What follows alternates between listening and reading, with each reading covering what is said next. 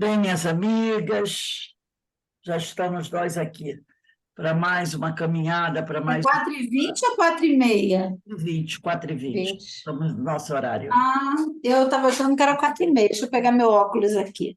Vocês viram aí que eu pedi para vocês o Livro dos Espíritos e o Evangelho? Ih, já peguei. Sim, É, sim, também, já peguei. o Livro dos Espíritos, 4h20 que eu começo a mesa. Eu fui até confirmar aqui o cartazinho. Bem, nós estamos aqui, meus irmãos, na Sociedade de Estudos Espíritas Francisco de Assis, hoje é 4 de novembro de 2023, nesse horário, né? É o horário dos nossos estudos. Nós estudamos essa obra aqui, Paulo de Tarso e as Leis Morais, de Guilherme Del Valle da Silva. Nós estamos estudando a lei de progresso. Paulo de Tarso e a evolução da compreensão de Deus. Já estamos quase no final desse capítulo, né? Mas antes de nós iniciarmos, eu vou pedir, Carmen, você pode, por favor, fazer a nossa prece de abertura? Então, Senhor, estamos aqui unidos, os dois planos da vida, para mais um estudo, para mais reflexões, para mais conhecimento, que nos faz mais fortes, que nos libertam, que nos faz mais capazes nessa caminhada. Então, só temos a agradecer mais essa oportunidade e os amigos que estão conosco, nos acompanhando, nos ajudem, nos intuam, nos inspirem nas reflexões que vamos fazer. Então, só temos a agradecer à Casa de Francisco, que nos abre essas portas, para que a gente possa, mais uma vez, estarmos aqui juntos para estudar. Graças a Deus. Graças a Deus. Inês, eu não sei se você viu aí que a gente vai precisar do Livro dos Espíritos e do Evangelho, tá? Eu botei no Zap direitinho. Verinha também, se não pegou o Livro dos Espíritos e o Evangelho, pega aí, que eu botei no Zap, que a gente vai estudar Já peguei. do Evangelho, tá? Então, Aqui, ó. vamos começar aí o nosso estudo. Oi, boa tarde. Você estava falando, mas o livro eu peguei o livro errado. Por gentileza, então a Lei do Progresso está em que página? Depois você me diz, por gentileza. Os livros eu já Esse peguei. livro do Paulo de Tarso, Esse aqui, esse eu tenho também. está na página 148. Ah, 148, primeiro parágrafo. E o Evangelho, esse aqui, ó, 148. Quer ver? isso, e no Evangelho dos Espíritos, isso, 148. E no Evangelho, Livro dos Espíritos, eu coloquei a citação aí no WhatsApp, tá? Então, eu vou começar aqui, eu vou começar lendo o parágrafo anterior. Eu vou ler o último parágrafo da página 147, onde diz assim: apesar de não utilizar expressões mais rebuscadas para associar a fé cristã ao pensamento grego, vemos que, direto ou indiretamente, foi ele, Paulo, quem iniciou essa conexão que tem o seu ápice com o advento do Espiritismo. Agora nós vamos para a página 148, primeiro parágrafo, onde inicia a nossa aula de hoje. Conclui, né? Ele está falando de Paulo de Tarso, sua peregrinação neste mistério, deixando-nos, uma vez mais, seu pensamento, relacionando ciência, razão e religião, fé, agora do mundo espiritual, em mensagem que integra o Livro dos Espíritos. Agora não vamos ao Livro dos Espíritos. Livro dos Espíritos, né? Item 1009, quarto parágrafo.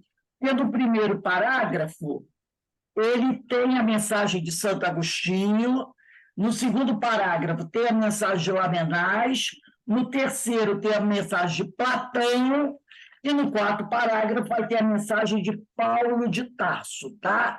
Então, item 1009, quarto parágrafo, a mensagem de Paulo de Tarso, logo depois da mensagem de Lamennais. Então, vou começar lendo aqui, porque vocês já devem ter marcado aí.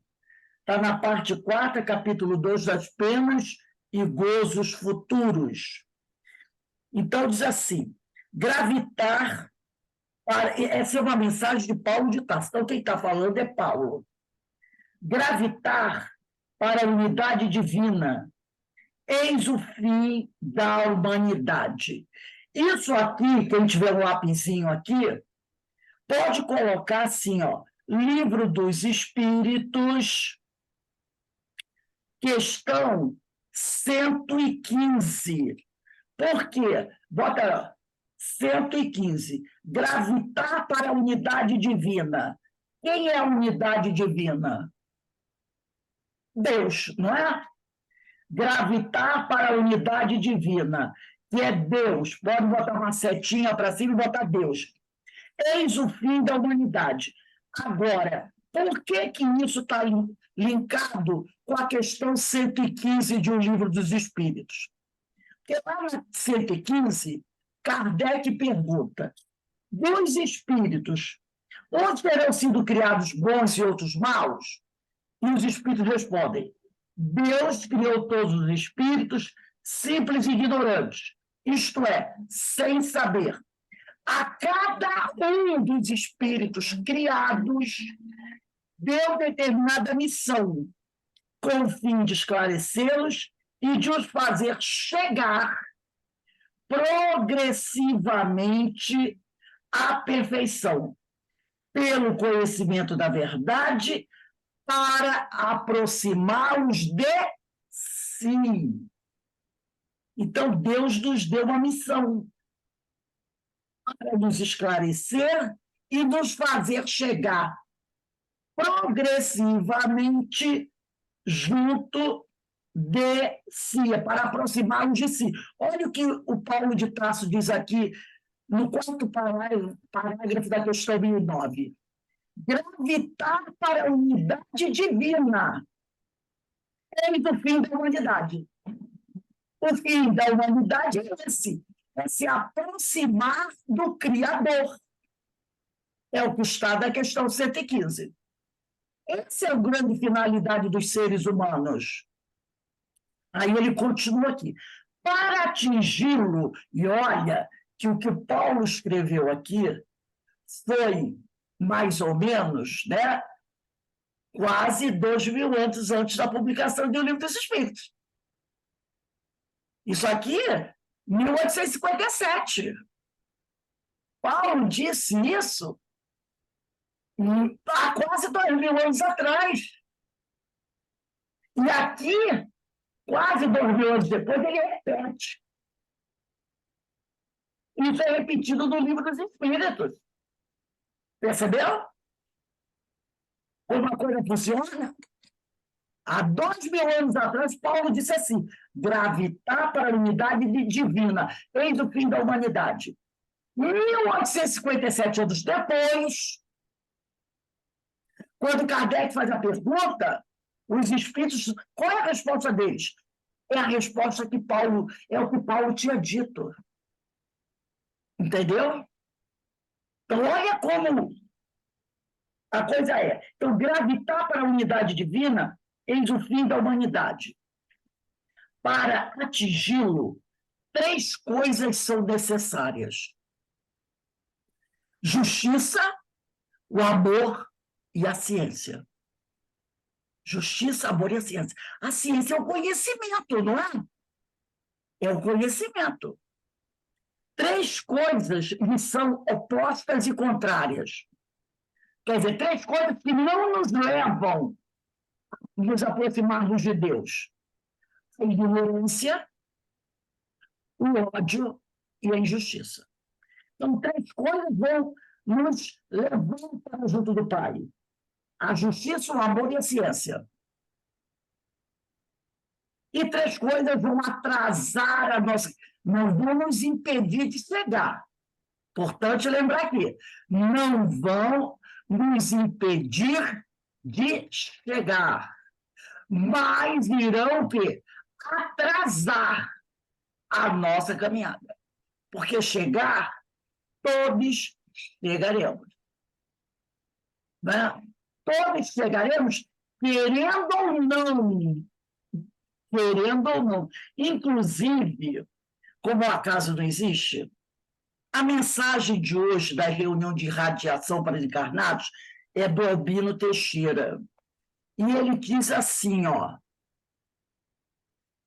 nas etapas, é desse livro aqui, Reflexões Espirituais, de Albino Teixeira. Gente, é maravilhoso esse livro, maravilhoso. Reflexões Espirituais, de Albino Teixeira. É pequenininho, as mensagens normalmente é uma folha e meia, mas é um livro maravilhoso. Aqui é o capítulo 43, Ásperos Caminhos. E ele encerra assim, ó, nas etapas da tua vida, rumo à casa do Pai, percebeu? É a mesma coisa. Estamos caminhando para nos aproximarmos de Deus. Então, diz aqui, nas etapas da tua vida, rumo à casa do Pai, cabe-te, pois, pelo livre-arbítrio, a escolha dos 2 caminhos. Então, ele diz que tem 2 caminhos. O que te leva por vales, sombras, abismos e densas florestas do desfilar dos tempos. É o caminho da dor, né? Ou o que te faz ascender como condor às altas montanhas, em cujo cimo surge em reverberações à luz do sol, na implantação do calor e da vida. Então, ele está querendo dizer que nesse caminhar rumo à casa do Pai, nós temos 2 caminhos. O caminho do amor e o caminho da dor. Então, a gente escolhe, vamos trilhar o caminho do amor para chegar ao Pai, ou vamos trilhar o caminho do amor, que também vai levar ao Pai. Aí ele diz aqui, é tua escolha, na escolha do caminho. É tua escolha. Você que vai escolher qual é o caminho que você quer. Se é o caminho da dor, se é o caminho do amor. Os 2 vão te levar à casa do Pai. Os 2.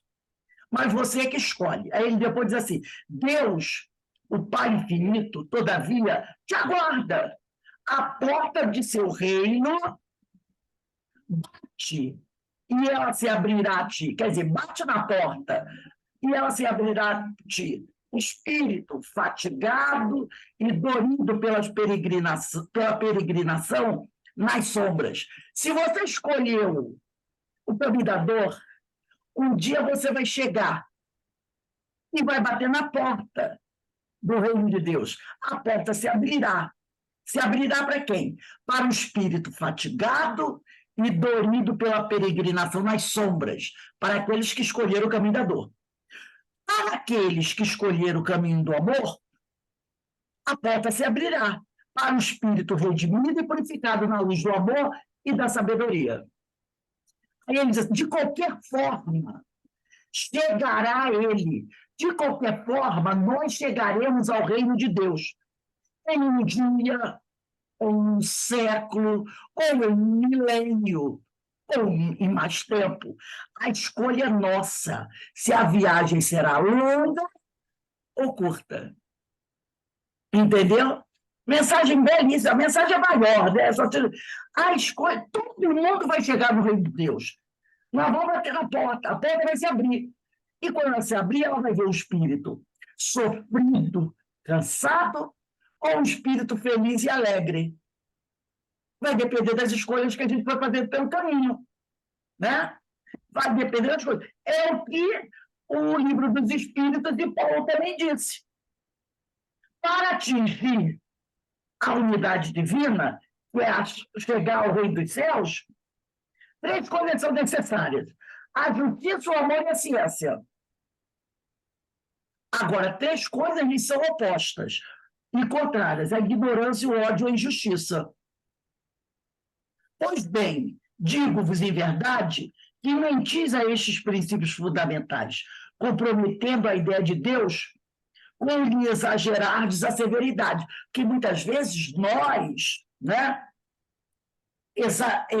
achamos que Deus é muito duro, que eu passo por dores do caminho, né, muito duras. Deus me deu um peso muito grande para carregar.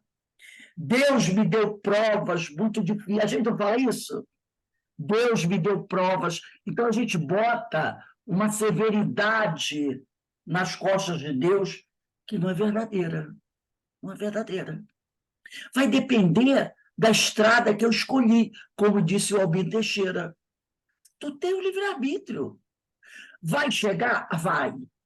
Não importa qual das estradas que você tenha escolhida, você vai chegar. Agora, em que estado você vai chegar? Quanto tempo você vai levar? E aí a gente, durante essa caminhada de muita dor e sofrimento, a gente põe o quê? A culpa do nosso sofrimento em Deus, porque diz que ele é muito severo, né? Aí ele diz aqui, duplamente a comprometeis, né? Deixando que do espírito da criatura penetre a suposição de que há nela mais clemência, mais virtude, amor e verdadeira justiça, do que atribuís ao seu infinito. Destruís mesmo a ideia do inferno, tornando ridículo e inadmissível as vossas crenças, como é aos vossos corações o horrendo espetáculo das execuções, das fogueiras e das torturas da Idade Média. Pois que, quando banida, se acha para sempre das legislações humanas a era das cegas represálias, é que esperais mantê-la no ideal? Ó, crede-me, irmãos em Deus e em Jesus Cristo, crede-me, ou vos resignais a deixar que pereçam nas vossas mãos todos os vossos dogmas, de preferência que se modifiquem, ou então vivificai-os, abrindo-os aos benfazejos eflúvios que os bons, neste momento, derramam neles. A ideia do inferno, com as suas fornalhas ardentes, com as suas caldeiras a ferver, pode ser tolerada. Isto é perdoável num século de ferro. Porém, no século XIX, quando foi escrito o Livro dos Espíritos, não passa de vão fantasma próprio, quando muito, para amedrontar criancinhas em que estas, crescendo um pouco, logo deixam de crer. E aí imagina Paulo, ao escrever isso, imaginando que no século XXI nós encontraríamos pessoas ainda acreditando nesse inferno, que aquele que cometeu algum erro vai para o inferno. E às vezes nem é erro, né? Às vezes é porque a pessoa tem uma vida, um certo vida, faz certas escolhas, vai para o inferno. E até chega-se ao ponto de dizer que vai para o inferno aquele que tem uma religião diferente da tua. Não é? Até isso. Se diz que tem isso. Eu tenho duas amigas. Uma delas evangélica, aquela evangélica, né? E a outra espírita. Essa que era espírita era enfermeira. Eu acho que já contei isso para vocês. E elas eram vizinhas de muitos anos e muito amigas. E essa que era espírita, enfermeira, inúmeras vezes correu à casa dessa que era evangélica para ajudar a mãe dela, que era uma senhora muito idosa, que tinha alguns problemas de saúde. Então, quando a mãe dessa que era evangélica ficava doente ou tinha algum problema, batiam na porta dessa menina que era espírita, que era enfermeira do Cardoso Fontes, para ela correr. Ela ia lá, corria, socorria, ajudava. Isso anos e anos e anos, mais de 20 anos. Um dia, essa menina que é evangélica virou-se para uma amiga minha lá e disse assim, adoro Urânia, que é espírita, adoro, é uma pessoa muito boa. Ah, mas eu tenho que rezar muito por ela, porque o dia que ela morrer, ela vai para o inferno, porque ela é espírita. Entendeu? Aquela mulher que durante mais de 20 anos, nem sei se a mãe dela ainda está viva, essa idosa, já devia, se está viva, devia estar perto dos 100 anos. Porque quando eu a conheci, há 40 anos atrás, ela já era idosa e já era doente. E Olha, até eu vi ela ainda estava viva e sempre em cima da cama com problema. E quem ajudava era essa vizinha, que é a vizinha dela desde 1983, tá? E sempre corria lá para ajudar, para dar injeção, para ver como ela estava, para tirar a pressão, entendeu? E às vezes em ambulância, ela que mandava chamar a ambulância e tudo mais. Pois a filha da senhora dizia isso. Gosto demais dela, mas eu rezo muito, porque eu sei que quando ela morrer, ela vai para o inferno, porque ela é espírita. E aí, olha o que Paulo está falando aqui. A ideia de um inferno com suas fornalhas ardentes, com as suas caldeiras a ferver, pode ser tolerada? Isto é perdoável no século de ferro. Porém, no século de ferro, século XV, né? Século XVI, época do período medieval, época da Inquisição, pode ser tolerada. Porém, no século XIX, que é a época da publicação do Livro dos Espíritos, isso não é tolerável, não é aceito. É coisa para amedrontar criancinhas. E no século XXI nós temos ainda pessoas que pensam assim. Né? Aí ele diz, se persistirdes nessa mitologia aterradora, engendrareis a incredulidade, mãe de toda a desorganização social. Tremo, entrevendo toda uma ordem social abalada e a ruir sobre os seus fundamentos, por falta de sensação, de sanção penal. Gente, não fecha o livro dos Espíritos, não. Deixa aí, que a gente vai depois voltar aqui, tá? Vamos voltar agora no livro Paulo de Tarso e as Leis Morais. Aí ele diz aqui, não podemos olvidar, quer dizer, esquecer, que dos primórdios o pensamento científico surgiu com os grandes filósofos da antiga Grécia. Logo, propor a união entre as virtudes espirituais e a ciência é, de certa forma, chancelar a união entre a fé e a razão. Agora a gente vai voltar ao Livro dos Espíritos, de onde eu parei, né? Eu parei ali, por falta de sanção penal. Vamos continuar aqui.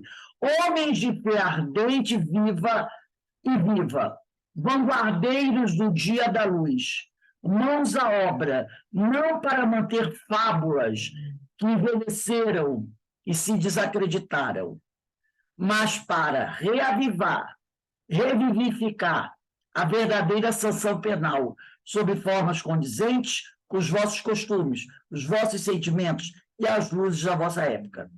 Quem é, com efeito, o culpado? É a pergunta.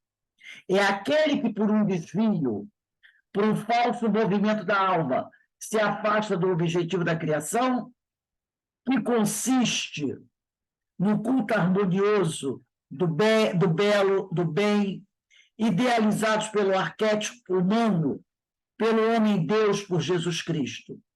Que é o castigo?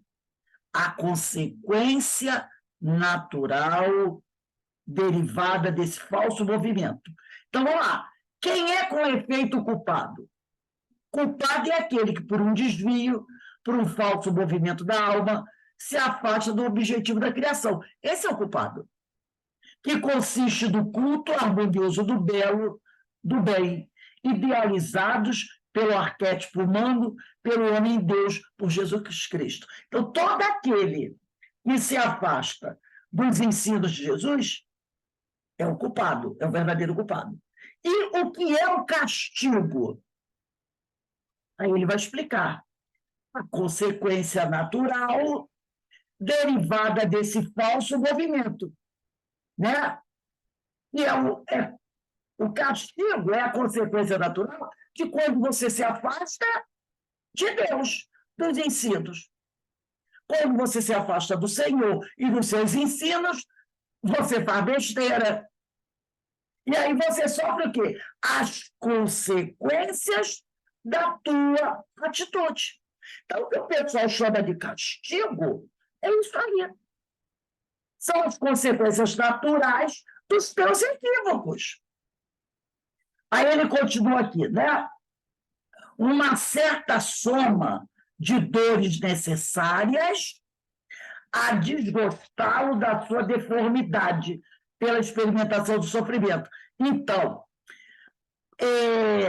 o castigo é uma certa soma de dores necessárias para fazer você desgostar daquele caminho que você está seguindo. Entendeu? É isso. Você está indo pelo caminho, o caminho é ruim. Então, tem que fazer alguma coisa para você desgostar daquele caminho que você está seguindo. Aí ele diz aqui, ó, é o sofrimento. Você sofre para desgostar daquela conduta que você adotou. Se você tem uma conduta errada que provoca uma série de problemas, você vai ter que sofrer alguma coisa para fazer você se convencer de que você não pode continuar agindo assim. Porque tem pessoas que são assim. Elas erram. Erram, mas persistem no erro. Aí vem a dor. Mas ela continua errando. Aí vem a dor. A dor vai aumentando. Aí ela persiste, a dor vai aumentando. Então, Deus vai dando remédio na proporção da infecção. Quanto maior a infecção, né, mais amargo é o remédio. Até que tem um momento, vamos dizer assim, o cara diz assim, ó, errou uma vez, toma uma benzetacil. Insistir no erro, toma 3. Uma de manhã, uma de tarde, uma de noite. Errou de novo, toma 4 em 24 horas, divide 24 horas por 4. Errou de novo, vamos dividir 24 horas por 5. Vai ter isso aí, uma hora que eu não aguento mais. Essa minha foi bom demais. Eu não vou mais errar, porque eu não quero mais ficar tomando a tal da benzetacil. Entendeu? Então, o sofrimento é para fazer você desistir. Reconhecer que você não pode continuar persistindo. Infelizmente, muitos de nós somos assim. Você erra, toma a primeira chapuletada. Mas não foi o suficiente, né? Aí você vai, olha para um lado, olha para o outro, não tem ninguém olhando. Vou eu de novo. Toma a segunda chapuletada mais forte. Aí você vou dar um tempinho. Espera uns 10 dias, uma semana. Daqui a pouco você olha de um lado, olha para o outro. Tem alguém olhando? Não, vou de novo. Toma a terceira lambada, cai do chão, fica lá todo desacordado. Aí daqui a pouco você levanta e diz assim, não vou mais não, porque a próxima vai ser como? Vai me deixar um mês de cama. Nós somos assim ainda, né? Então, diz aqui, que é o castigo, a consequência natural, derivada desse falso movimento, tá? Que é o falso movimento da alma, do desvio. Uma certa soma de dores necessárias a desgostá-lo, quer dizer, a fazer o indivíduo desgostar da sua deformidade pela experimentação do sofrimento. O castigo é o aguilhão, é o espinho que estimula a alma pela amargura a se dobrar sobre si mesma e a buscar o ponto de salvação. O castigo só tem por fim a reabilitação, a redenção. Querê-lo eterno por uma falta não eterna é negar-lhe toda a razão de ser. Eu vou dá um pulinho aqui do lado, tem uma notinha de Kardec, lá no meio, Kardec diz assim, deixa eu ver aqui, ele diz assim, ora, pode Deus ser menos bom do que seria o homem? Então, isso, por que ele diz isso? Kardec que pergunta, ora, pode Deus ser menos bom do que seria o homem? Porque está aqui, ó, o castigo só tem por fim a reabilitação, a redenção. Querer o eterno por uma falta do eterno é negar-lhe toda a razão de ser. No momento que o indivíduo se reabilita, o castigo cessa. Por isso que ele falou, pode Deus ser menos bom do que seria o homem? Se Deus nos desse o castigo eterno, Deus seria bom? Não. Deus vai dando remédio amargo enquanto a gente está doente. Ficou saudável? Acabou a necessidade do remédio. Ô, Rose, Oi? esse castigo aí a gente poderia dizer que é a causa e efeito, né? Você cuidou da causa, o efeito acaba. Exatamente. No momento que você reconhece que precisa mudar e você começa a mudar, para que o avião? O castigo eterno, que era dito, era assim: você se arrependeu, você reconstruiu tudo, mas continua sofrendo. Por quê? Não tem sentido, né? Não tem sentido isso.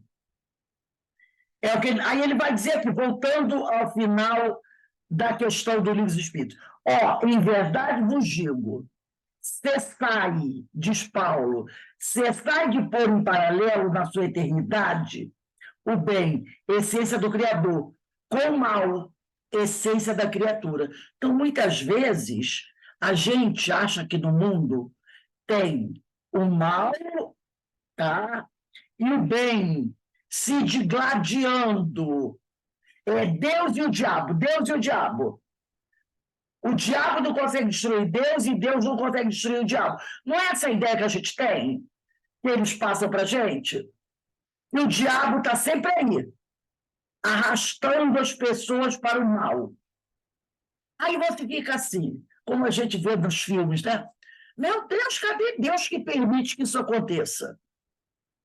Como é que Deus acaba? Porque o diabo que eles fazem é o diabo eterno. E Deus não consegue acabar com ele. Por isso que Paulo diz assim, ele diz aqui, né? Cessai, quer dizer, para de pôr em paralelo na sua eternidade o bem, que é a essência do Criador, com o mal, que é a essência da criatura. A gente criou um mal, uma ideia de mal, que a gente acha que vai se digladiar com Deus eternamente. Isso não é verdade. O mal é a essência da criatura. E a gente não pode dizer que eles vão conviver juntos para o resto da toda a eternidade. Aí ele diz aqui, fora criar uma penalidade injustificável. Afirmar, ao contrário, o abrandamento gradual dos castigos e das penas pelas transmigrações, pelas reencarnações, e consagrareis a unidade divina, tendo unidos o sentimento e a razão. Paulo apóstolo. Então, ele diz assim, a dor está aí enquanto o indivíduo precisar do remédio para o tratamento. No momento que o indivíduo alcançar a saúde, não há necessidade de dor. Então, esse sofrimento não é eterno. Um dia, toda a humanidade estará regenerada. Então, não haverá mais necessidade do sofrimento. Aí a gente vai perguntar, para aqueles que acreditavam, aonde vai ficar o diabo? Quando toda a humanidade estiver regenerada. Vai ficar desempregado. Porque ninguém mais vai procurá-lo, não é? Porque um dia toda a humanidade ficará regenerada. Então, isso prova o quê? Que o mal não é eterno, o sofrimento não é eterno. Ele é necessário enquanto nós estamos assim, desviados do bem, desviados dos ensinos de Jesus. Então, é isso que Paulo vem trazer para a gente, nessa questão muito grande aqui, né, desse pensamento dele, que ele diz: gravitar para a unidade divina, eis o fim da humanidade. Quando nós fizermos aquilo que está na questão 115, nos aproximarmos do Pai, a dor e o sofrimento não será mais presente no nosso planeta, até porque ele não será mais um planeta de provas e expiações. Hoje, Superior. esse nosso estudo hoje, ele vai até me ajudar na minha aula de evangelização que eu estou vendo aqui. É penas e gozos futuros, não é? Oi? Não, o que ele está Eu vou trabalhar com meus aluninhos penas e gozos futuros. Então, eu já estou trabalhando o bem e o mal. Hoje eu dei aula. Então, agora só que daqui a 15 dias. Então, isso já está associado, que eu tenho que fazer e tem que espremer para eles, que nós trabalhamos também no Livro dos Espíritos, mas de um jeito, né? E esse aqui já me ajudou nessa questão aqui e na obra de Paulo. Então, quando a gente, né, enquanto nós estivermos aqui, ainda, né, cometendo equívocos, as dores que o pessoal chama de castigo, os antigos castigos, né, não existirão mais. Estarão presentes em nós, enquanto a gente estiver errando. Mas o castigo é a consequência natural dos atos que nós praticamos. É isso que a gente vai. É como a lição do Obim Teixeira. Você escolhe o caminho da dor ou o caminho do amor. Os dois caminhos vão chegar ao Pai, os dois. Mas somos nós que escolhemos se vamos chegar mais rápido, se vamos chegar mais demorado, se vamos chegar lá combalidos, cansados, feridos, ou se vamos chegar bem, sorrindo, alegres. Mas é tudo uma escolha nossa. Não é uma imposição de Deus, não é um castigo divino para o filho rebelde, como a gente aprendeu, né? Vamos voltar aqui ao Paulo de Tarso e às Leis Morais. Ele diz assim: o texto acima, que foi esse texto que nós estudamos aqui no Livro dos Espíritos, integra o estudo da quarta parte de O Livro dos Espíritos, que fala das penas e gozos futuros. Aí, Marinês. Paulo de Tarso convida a combater a ideia das penas eternas, daquele castigo, né, que a gente aprendeu nas outras religiões, e a utilização do conhecimento científico da época para abolir a crença dos castigos perpétuos com as claridades do pensamento aliado à fé da vossa época. Os conceitos atávicos, que é aquele conceito arcaico do sofrimento interminável, não encontram ressonância na razão. Não tem, nós não vamos encontrar em lugar nenhum essa ideia dos castigos eternos. Você vai para o inferno, vai sofrer eternamente. Não. Por isso que eu gosto muito de falar de processo educativo. Nós estamos passando por um processo educativo. O sofrimento, as dificuldades, os obstáculos, é processo de educação. Como diz, eu sempre gosto de lembrar aqui, como diz Pedro Camargo, o problema do homem é problema de educação. Por que acontecem essas inundações? A chuva é forte, mas aí quando você vai olhar os ralos, estão todos eles entupidos. Os rios cheios de lixo, aquecimento global, chuva ácida, poluição, tudo isso deriva de quê? Da falta de educação do homem. Tudo isso. Ah, eu estou com problema de estômago, estou com problema de pressão alta, estou com problema disso, estou com problema. Qual o problema? Educação. Não sabe se alimentar, não sabe sentar, não tem postura. Não é assim? Nossa falta de educação. E aí a pessoa pensa que educação é apenas uma questão de livros. Existe educação alimentar, educação sobre higiene, educação sobre como você deve andar, como você deve sentar numa cadeira. Tudo isso, se não obedecer. A educação do trânsito, não é?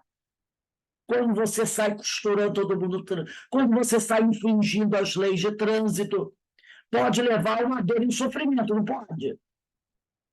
Não podemos dirigir, depois tomar álcool. E o cara vai... Não, mas eu só tomei um copinho de cerveja. O meu amigo toma um copinho de cerveja e dirige, não acontece nada com ele. Eu tomei um copinho e apaguei, não vi a estrada. Não... Por quê? Cada um tem um metabolismo diferente do outro. Para uma pessoa, um copo de cerveja pode não afetar nada. Para outro, pode ser causa de grande tragédia. Vocês não viram o que aconteceu em São Paulo? 3 ou 4 senhoras idosas estavam indo para a igreja, andando na calçada, as 4, todas elas assim, acima de 60 anos. Um jovem de 19 anos passou a noite num bar com os amigos, bebendo. Saiu do bar, 19 anos. Pegou o carro, veio pela rua, fez uma curva e, de repente, depois da curva, ele não conseguiu esquiar, a vista embaralhou, ele subiu a calçada e matou as 4 senhoras idosas. Vocês serviram o Jornal Nacional. Foi semana passada. Por que isso aconteceu? Castigo divino? Não. Ele passou a noite numa farra, bebendo. O que esse rapaz fez com a vida dele? Destruiu a vida dele. 19 anos, fazendo faculdade, boa família, bom carro, matou 4 pessoas. Por quê? Falta de educação.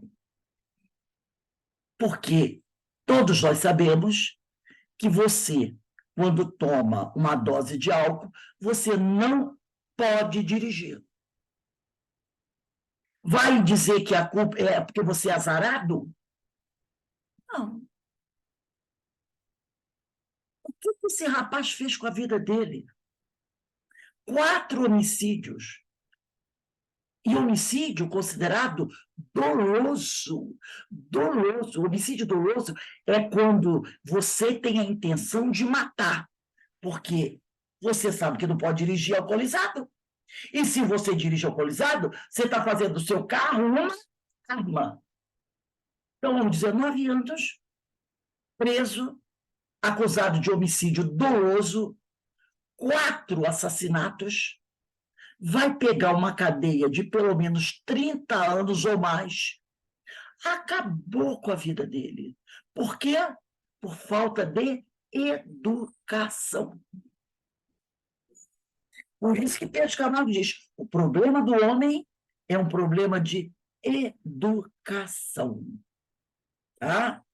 Então, se nós não pararmos para pensar, a coisa fica difícil. A coisa fica muito difícil.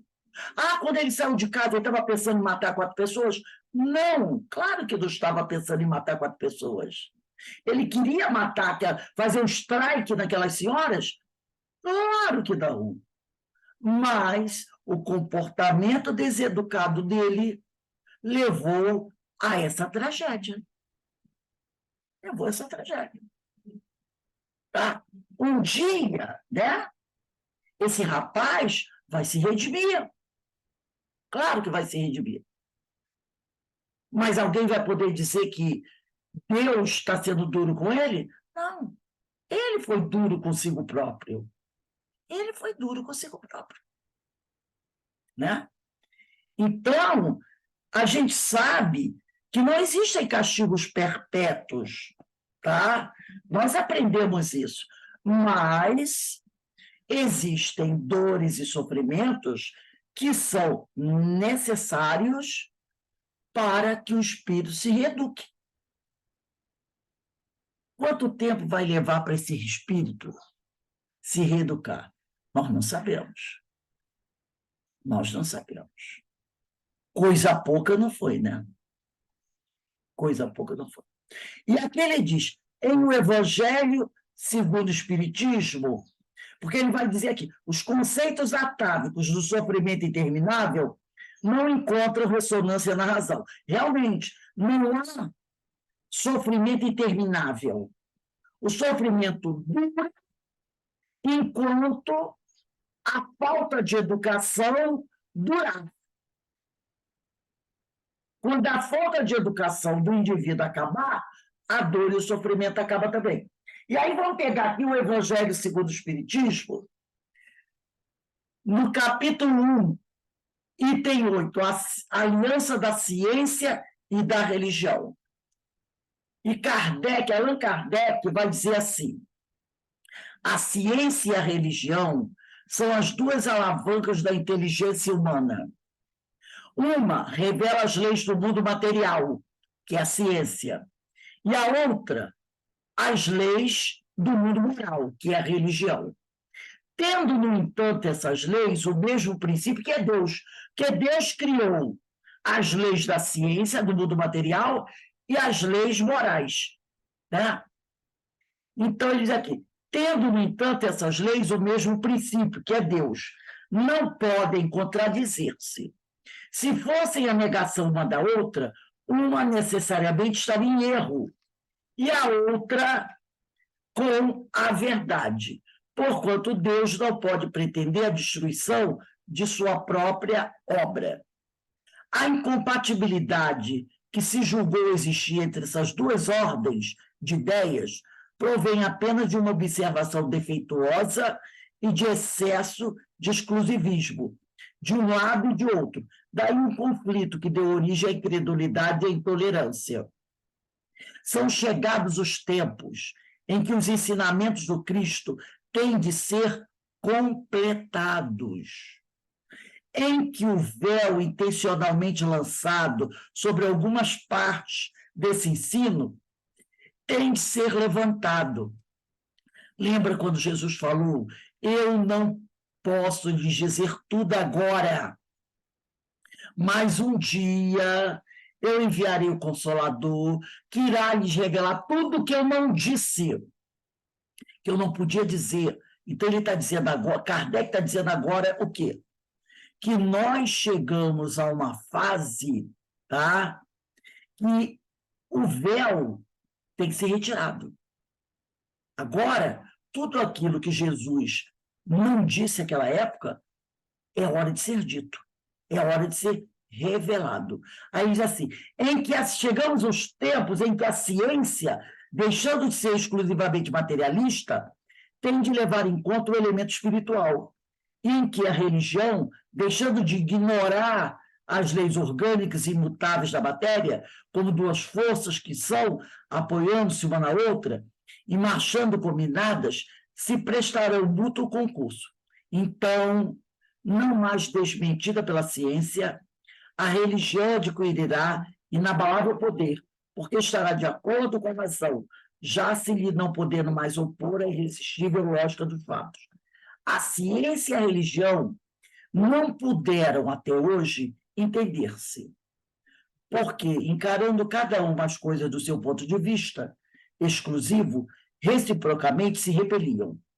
Faltava com que encher o vazio que as separava, um traço de união que as aproximasse. Esse traço de união está no conhecimento das leis que regem o universo espiritual e suas relações com o mundo corpóreo, leis tão imutáveis quanto as que regem o movimento dos astros e a existência dos seres. Então, ele está querendo dizer o seguinte, Ciência e religião caminharam sempre separados, porque os homens não conseguiam, né, aproximar as duas. Agora surgiu, com a doutrina espírita, o traço de união para aproximar as duas coisas, para aproximar a ciência da religião e a religião da ciência, que é a doutrina que vem explicando tudo, como tudo acontece. Uma vez comprovadas pela experiência essas relações, nova luz se fez. A fé dirigiu-se à razão. Esta razão nada encontrou de lógico na fé. Vencido foi o materialismo. Mas nisso, como em tudo, há pessoas que ficam atrás, até serem arrastadas pelo movimento geral, que as esmaga se tentam resistir-lhe, em vez de o acompanharem. Ele está querendo dizer, o progresso é inexorável. Se você ficar sempre 1, 2, 4, 5 passos para trás e não acompanhar esse progresso, o progresso vai te esmagar. Porque você não consegue deter o progresso, né? O progresso vai te esmagar. Aí ele diz aqui, é toda uma revolução que neste momento se opera e trabalha os espíritos. Após uma elaboração que durou mais de 18 séculos, desde a época de Jesus até a publicação do Evangelho, chega ela à sua plena realização e vai marcar uma nova era na vida da humanidade. Fáceis são de prever as consequências. Acarretará para as relações sociais inevitáveis modificações, às quais ninguém terá força para se opor, porque elas estão dos desígnios de Deus e derivam da lei do progresso, que é a lei de Deus. Então, nós estamos vivendo essa fase. A fase de que a religião e a ciência estão se aproximando. E que você tem que buscar crescer, progredir, conhecer as coisas. Você não vai poder ficar para trás.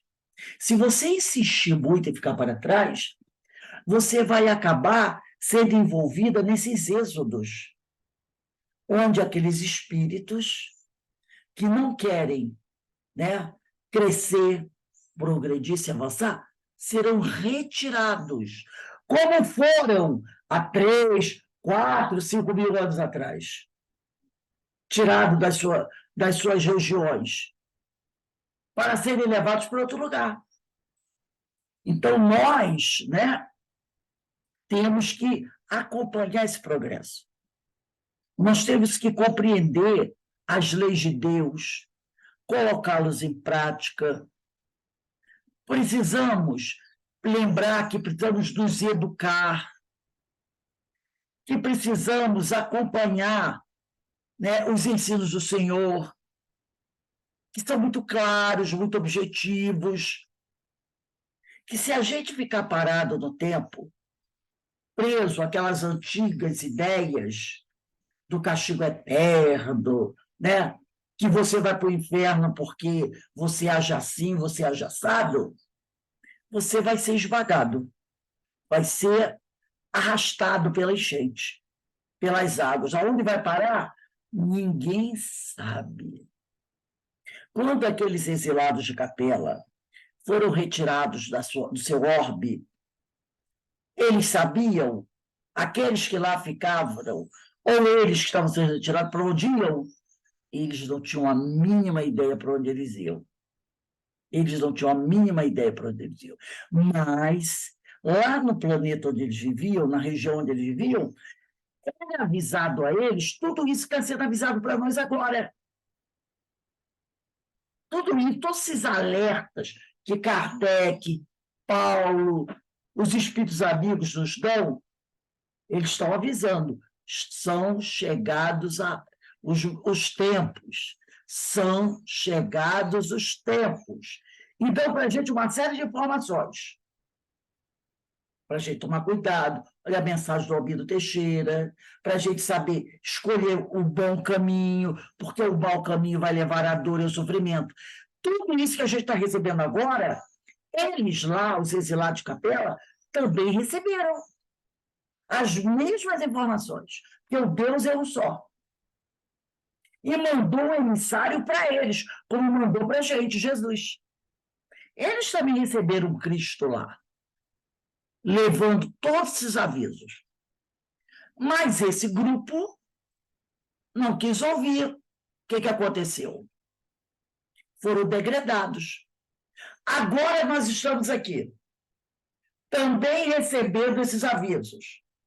Cuida do teu comportamento. Não é ameaça, é alertas. Cuida do teu comportamento, olha a tua educação, olha o que você está fazendo da tua vida. Desperta, né? Levanta-te, anda, segue-me. Porque o progresso, ele vem. Ele vem. Ninguém vai poder ficar para trás ou atrapalhando a vida dos outros. Agora vai ser um outro êxodo. Aqueles que persistirem nessa atitude serão levados. Para onde? Não temos a mínima ideia, mas com certeza não será um lugar como a Terra. Não será um lugar como a Terra. Mas isso é castigo divino? Não. É a consequência natural dos atos que você praticou. É a lei de causa e efeito que o Alberto falou. É isso. É isso que os amigos vêm falando para a gente, que Paulo vem falando para a gente, que todas essas mensagens vêm dizendo avisando para a gente. E que a gente, muitas vezes, não quer ouvir. Não está nem aí. Comigo vai ser diferente. Por quê? Então, vamos voltar aqui. Diante das evidências, voltando ao livro Paulo de Tarso e as Leis Morais, diante das evidências, concluímos que o movimento completado com o advento da doutrina espírita, quando falamos sobre a aliança entre ciência e religião, iniciou de fato na figura de Paulo de Tarso. Obviamente que isso estava no planejamento de Jesus Cristo, governador espiritual da Terra, regente dessa grande orquestra. Lembra que falamos de uma orquestra ontem? Regente dessa grande orquestra composta por diversos integrantes em todos os povos e em todas as épocas. Nós falamos ontem da orquestra na questão da reunião mediúnica, né? Porque essa orquestra tem que estar o quê? Harmonizada. Personificou na figura do ex-rabino Paulo, né? Como primeiro instrumentista dessa orquestra divina, para dar o acorde inicial dessa inigualável sinfonia, que outros músicos acompanharam e deram sequência à sua marcha. Então, Paulo, né, foi aquele primeiro homem, como ele diz aqui, né, e ele vai pensar essa aliança entre ciência e religião. Por isso que ele é o vaso escolhido, tá? Então, esse movimento completado com o advento da doutrina espírita, em 1857, quando falamos sobre a aliança entre ciência e religião, iniciou com Paulo de Tarso. E isso estava no planejamento de Jesus, tá? E personificou na figura dele como o primeiro instrumentista dessa orquestra divina. E outros vieram depois de Paulo, seguindo os seus passos. É isso que ele quer dizer. O mestre chamava-o e, para responder ao apelo, iria aos confins do mundo. Está lá no primeiro labor do capítulo Paulo Estevão, primeiro labores apostólicos. Ele ouviu o chamado do mestre. O mestre chamava. E para ele responder ao apelo do mestre, chamado mestre, ele iria aos confins do mundo. Diante dos desafios dos nossos dias, que são muitos, né?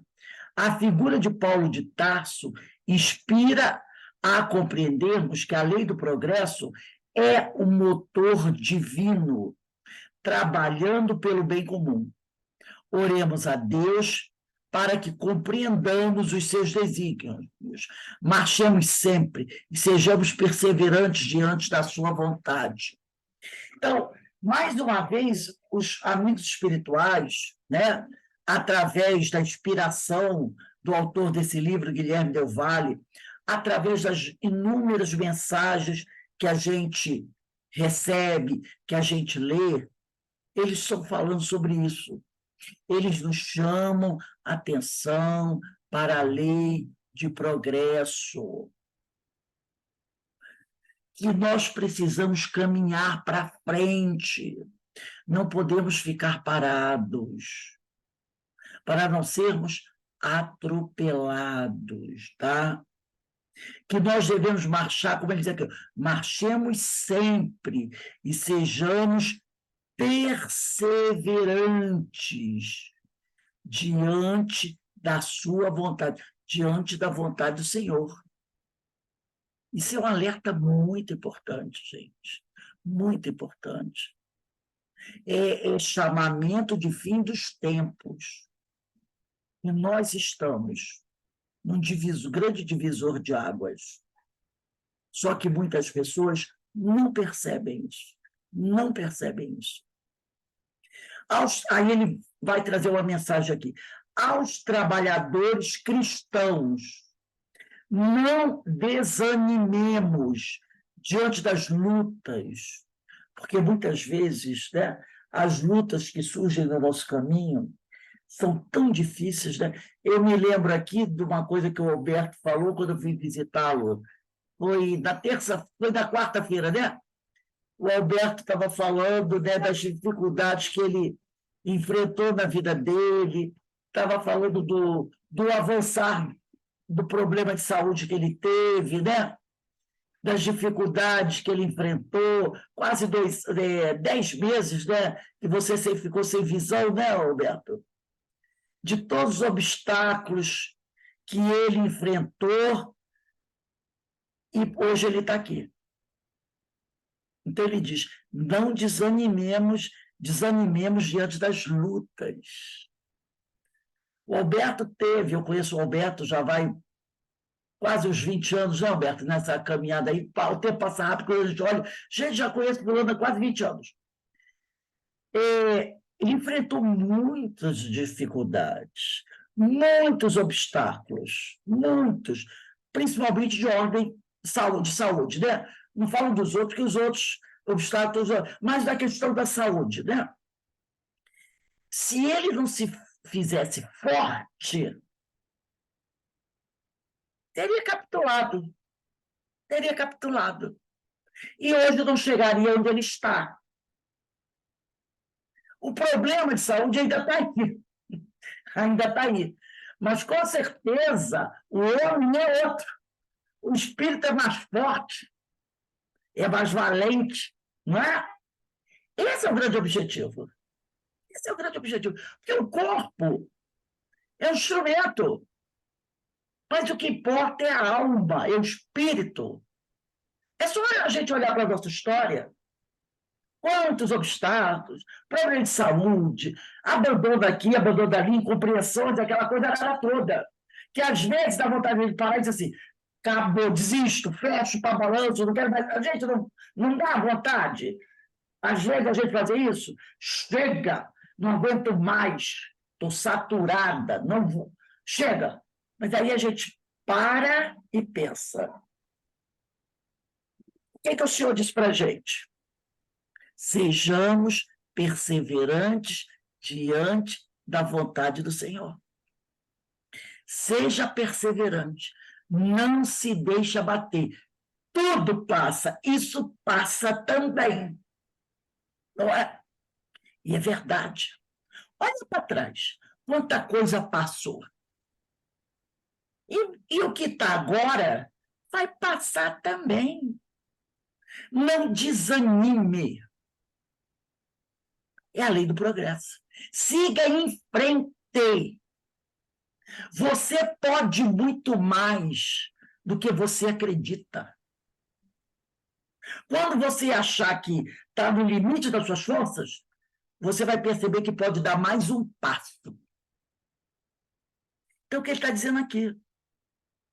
Oremos a Deus para que compreendamos os seus desígnios, marchemos sempre e sejamos perseverantes diante da sua vontade. Aí aos trabalhadores cristãos, não desanimemos diante das lutas, colocando-nos a postos, corajosos e pacificados diante da missão que nos cabe cumprir. Que missão é essa? É trabalhar, crescer para nos aproximarmos do Criador. Essa é a missão que ele deu a cada um. O Senhor tem pressa para que sua obra seja concluída. Sejamos os colaboradores fiéis na seara de progresso e amor pela humanidade universal, pois a marcha para o Cristo é feita por fileiras. Ninguém vai chegar sozinho. A marcha para o Cristo é feita por fileiras. Na guerra, quando os batalhões, a infantaria vai, ela vai por fileiras, não é? Primeira fileira, segunda. Então, a marcha para o Cristo é feita por fileiras. Todos deveremos chegar bem. Entretanto, os que se desgarram têm de chegar bem por conta própria. Foi o que o Albino Teixeira falou. Todos nós vamos chegar. Cada um vai escolher a sua estrada. Ou a estrada da dor ou a estrada do amor. Agora, como você vai chegar? Uns vão chegar arrasados. Vão chegar. Outros vão chegar melhores. Somos nós que escolhemos, tá? Os que se desviam vão ter que chegar bem por conta própria. Os que buscam a estrada do amor vão chegar acompanhados.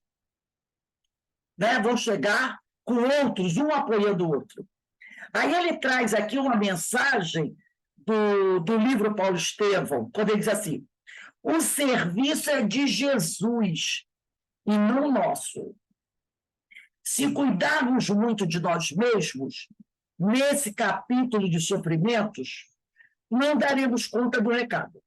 E se paralisamos a marcha nos lances difíceis, ficaremos com os tropeços e não com críticas. Então, o que ele diz aqui? O serviço é de Jesus, não nosso. Se cuidarmos muito de nós mesmos, nesse capítulo de sofrimentos, não daremos conta do recado. Se eu ficar nesse capítulo do sofrimento cuidando só de mim, olhando só para mim, porque no mundo só tem eu sofrendo? Claro que não. Tanto que ele disse lá, a marcha para o Cristo é feita por fileiras. Eu tô sofrendo, mas tem meu irmão que sofre também. Um cuidando do outro. Se eu me fechar e olhar só para mim, só para a minha dor, para o meu sofrimento, a coisa vai ficar difícil. Por isso que a gente tem que caminhar o quê? Dando as mãos um ao outro. Por isso que a marcha para o Cristo é feita de fileiras. Né? E se nós paralisarmos diante das dores e dos sofrimentos, ficaremos com os tropeços e não com Cristo. Então, né, assim nós encerramos esse capítulo, que eu achei um capítulo muito importante, principalmente nesse final, e ele fala sobre isso. Ele fala sobre a nossa necessidade de estar alerta, de estar imbuído dessa ideia de crescer, de melhorar, de se renovar, tá? De perceber que você não pode caminhar sozinho, que você vai caminhar sempre ao lado das pessoas, ama a Deus sobre todas as coisas e ao próximo a ti mesmo, sempre olhando para frente, não parar, não olhar para trás. A Regina, ela, na quarta-feira que nós estivemos aí, Regina, esposa do Alberto, ela disse uma coisa interessante, que ela fazia Muay Thai, né, o Alberto, Muay Thai, e ela tinha um professor que ele dizia para ela o seguinte, que quando você atravessa uma ponte, você tem que seguir em frente e destruir a ponte que ficou para trás, para que você não volte, para você continuar sempre à frente. Porque, às vezes, a gente para e fica olhando muito tempo atrás, né? Você não tem que olhar para trás. O olhar para trás seria apenas para comparar alguém e trazer com você. Não para você ficar olhando para os lugares de onde que você deixou. Progresso, olhar para frente, sempre, perseverando, seguindo os ensinos do Senhor, fazendo por onde e acelerando o passo. Porque, como ele falou, o Senhor tem pressa que sua obra se efetive. E, às vezes, a gente atrasa a obra do Senhor. Não a impede de ser realizada, mas a gente atrasa, pelo nosso modo de ser. E nós, como ele falou, nós que já somos, que nos consideramos discípulos, estamos lutando, né, para sermos discípulos do Senhor, nós temos que trabalhar com o Senhor, sermos operantes com o Senhor, para realmente cumprir com a nossa missão. Tá? Alguém gostaria de falar alguma coisa no encerramento desse capítulo? Olha, Rose, um breve comentário, depois eu vou entrar especificamente no nosso estudo do texto lá de Paulo. Mas, às vezes, né, o nosso processo de aprendizado é passo a passo, né? E cada um é uma individualidade, cada um tem o seu quinhão a dar conta, né? Então, o meu espírito precisava passar pelo que passou, as expiações foram necessárias. Mas hoje eu lembro muito do poema de Jesus, das chagas redentoras, né? Hoje eu agradeço essas chagas, agradeço todo esse processo, porque todo esse processo foi o quê? Um processo de cirurgia. Eu me lembro que Haroldo Dutra diz que a expiação é uma cirurgia espiritual, é uma depuração. Então, graças a Deus, baseado na doutrina, eu tive ferramentas para ter um entendimento desse processo. E não pensa que a luta acabou, não, como diz Vera ontem, que passou por uma situação difícil que só foi dar conta depois que poderia ser aquela situação que a gente estava estudando. E eu passo e todo mundo passa. Teve um período aí que eu passei também por um momento difícil. Então, o nosso evoluir, ele é diário, ele é a cada momento. Nós temos sempre que estar vigilantes, porque o processo ele é longo. Agora, uma coisa que está me ajudando muito é a meditação, sabia? Eu comecei a ler alguns livros do Paramahansa Yogananda e ele veio para o Brasil com a designação de trazer a Kriya Yoga para o Ocidente. E aí eu comecei a seguir a Kriya Yoga, a técnica dele, e ajuda muito nesse processo, né, de despertar, entendeu? E aí eu também vou fuçando na internet, eu caí uma vez no Instituto Kalel. E lá no Instituto Kalel ela é um grupo que faz estudo de vários tipos de livro. E agora nós estamos estudando também lá a arte de curar pelo espírito. Fantástico, fantástico. Então, isso tudo é a busca de cada um, e nós estamos no nosso processo de aprendizado. Agora, quanto ao texto de Paulo, quando no penúltimo parágrafo fala do castigo, né? E aí depois, no meio do texto, Paulo diz que o bem é a essência do Criador e o mal a essência da criatura. O mal é criado por nós. E aí, lá na origem, né? Porque diz nas penas eternas que você vai para o inferno, o diabo, criar uma figura do diabo, que não existe, né? Só que a origem da palavra diabo é diabloros. Lá no sânscrito, não, o sânscrito é na Índia. Lá no hebraico, diabloro significa adversário.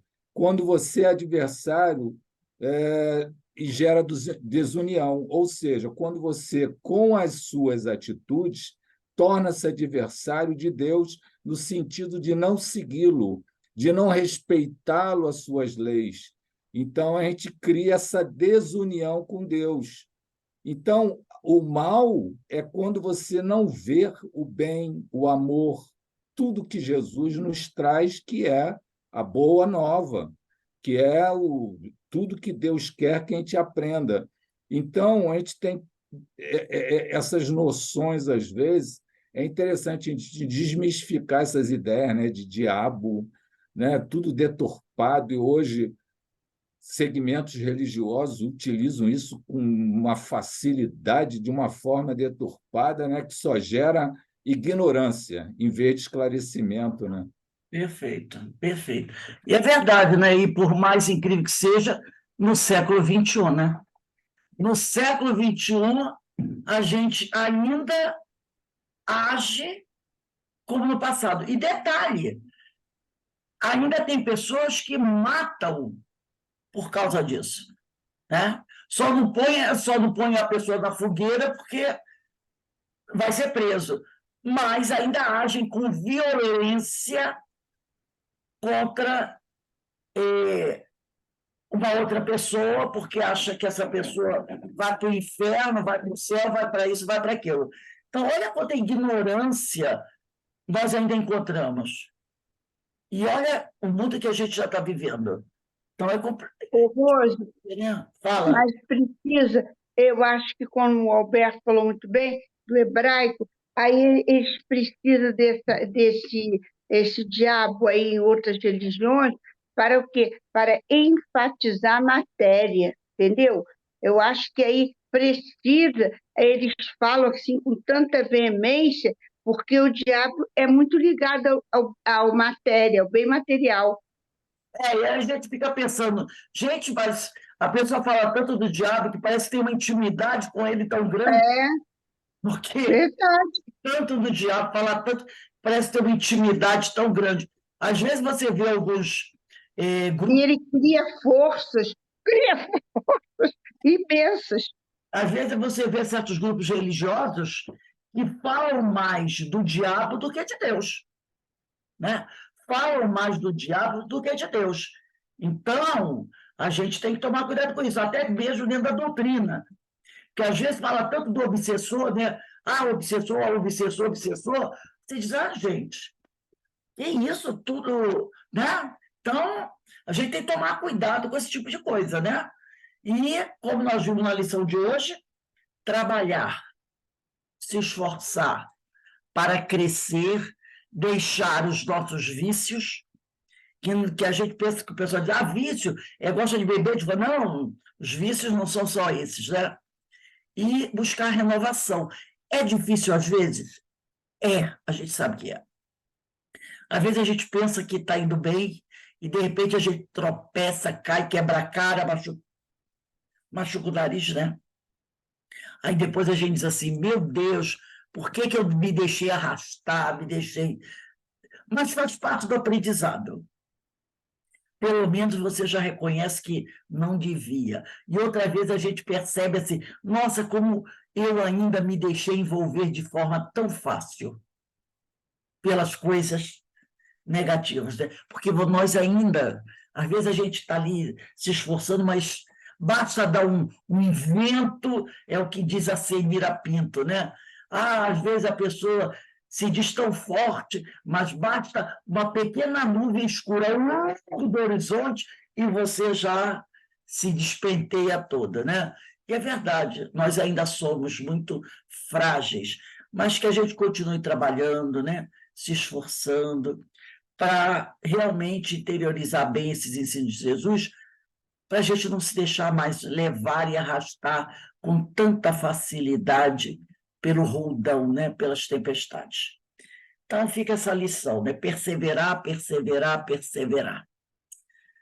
É isso aí, meus irmãos. Nós estamos encerrando hoje esse capítulo, né? Semana que vem começamos outro capítulo, e que a gente vai aprendendo com esses amigos espirituais, Paulo de Tarso, tantos que estão aí insistentemente trabalhando, nos trazendo esses ensinos tão bons, nos chamando ao progresso, à perseverança, ao trabalho, ao desistir jamais, para que a gente, quando deixe essa etapa da nossa vida, retorne para casa, a gente chegue lá melhores do que quando aqui chegamos da Terra, né? Que a gente possa dizer, nossa, dei um bom salto de qualidade aí. Melhorei um pouquinho, né? Graças a Deus. Então, vamos encerrando aqui o nosso estudo de hoje. Eu vou pedir a Carmen. Carmen, faz a nossa prece, por favor.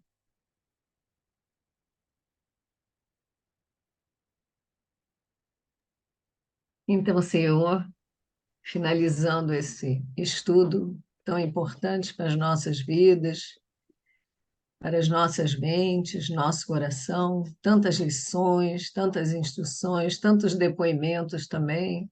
Nosso amigo Alberto nos trouxe dessa luta, dessa fé, dessa perseverança e dessa esperança, né? Que eu acho que traz para nós também essa luz no fim do túnel, que apesar das dores, das batalhas, dos problemas, dos desafios, nós sabemos que o fim do túnel é esse abraço amoroso com o nosso Pai Criador.